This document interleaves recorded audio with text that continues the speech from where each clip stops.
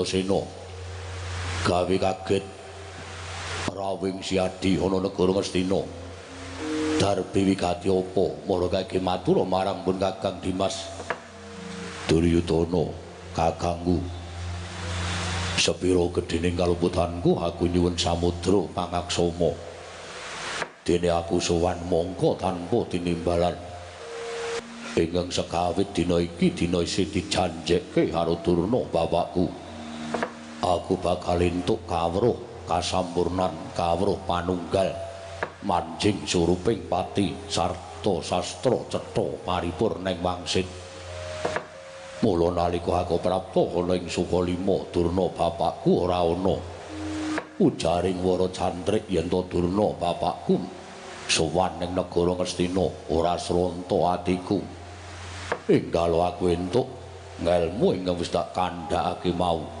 lole goncok blegudung suwaru gembol semorante sama lole hawela Bratasena piye Durna bapakku sing gedhe pangapurawimu ya Ber sejatine iki mau ora ana pasewakan agung nanging gandeng aku tinimbalan sowan ngersane anak Prabu Duryudana tumuli dina iki tanpa menehi kabar kelawan sira anakku Cah Bagus aku sowan ana negara Ngastina nanging ora apa-apa to Nder rembugan ana ing kene ora ana apa-apane jernyatane padha ngerti yen to kowe iki siswaku kowe iki muridku yo aku mengkari manut karo Durna bapakku ning ngene ya Nger ngelmu kasampurnan kuwi dudu ngelmu ingkang baen-baen ngelmu kawruh panunggal kuwi dudu ngelmu ingkang baen-baen sabanjure piye apa kira-kira kowe kuat sarta kowe bisa ngaturake pepanggil reruba kinaryasrana wedharing ngelmu kasampurnan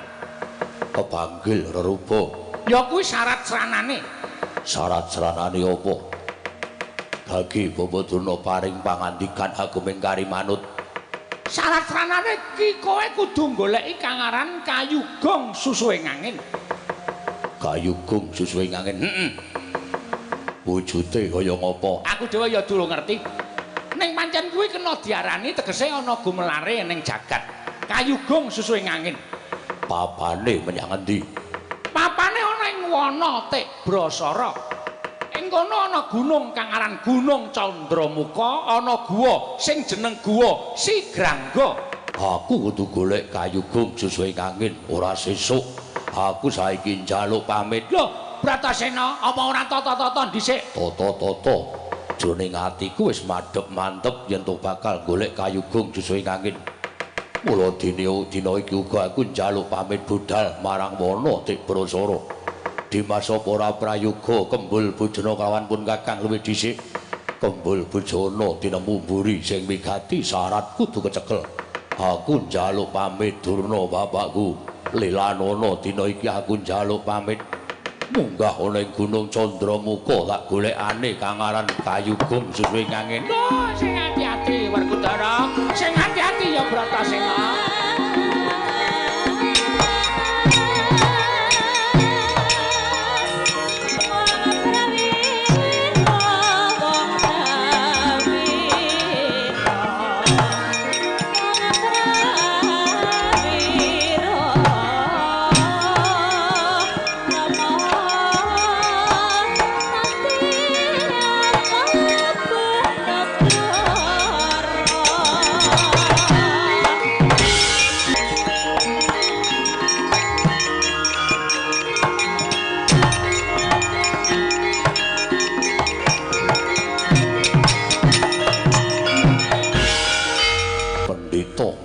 Mos lahir kalau batine ora padha nyatane dijaluki ilmu kasampurnan malah dikon golek syarat kayugong susuing angin ana ing Gunung Candramuka mlebu ning Guwa Sigrangga kaya ngoten sampeyan iso matur karo Duryudana nek lahir batin gedheple teng negara Ngastina. Oh mangke rumiyin Nger, mangke rumiyin to.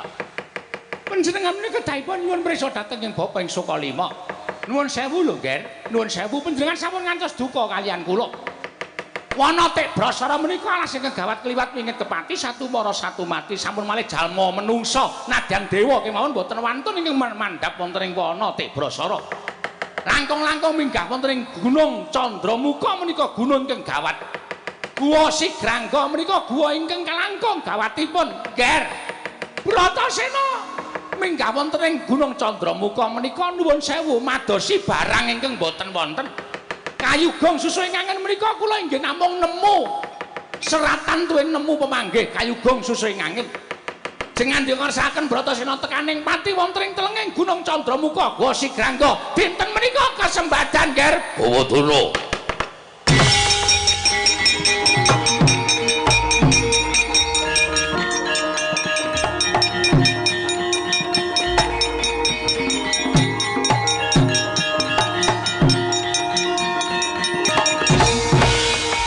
Nun sewu penemban.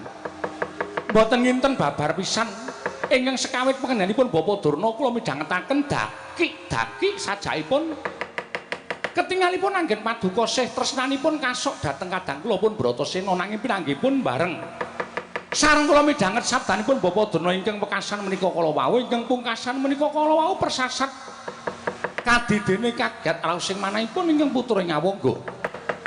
Nuwun sewu. Panjenengan menika pendhita lho menemban. Bapak Durna menika pendhita. Bapak Durna menika pendhita sabab menapa badhe mejahi dhateng pun Bratasena kemawon kok dadak dipun oropaken wonten papan ingkang gawat kliwat. Nuwun sewu Kakang Prabu Karna. Menawi Bratasena pejah ateges benjang nyuda kegiatanipun para Pandhawa. Yayi, ngagema watak kasatriyan. Ngagema watak kasatriyan. Menawi Prabu menika suwujuding nalendra ingkang boten ajrih kalian nyumurupi pecahing dada oncating nyawa. Menawi badhe mejahi Bratasena menika dipun tantang nyadada ndi dada menika nembe wujuding nalendra ingkang ancen digdaya tuwin badhe kalokeng rat jagat menika ngantos kebrebeken dhateng kumandhangipun Nyai Prabu Ngastina. Nanging menawi mejahipun Bratasena kemawon dadak nganggo cara sing licik mongko nggunakake cangkeme pendhita sing mencra-mencre.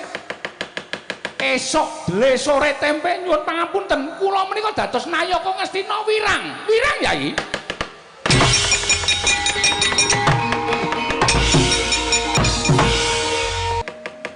Kakang Prabu Karna duka.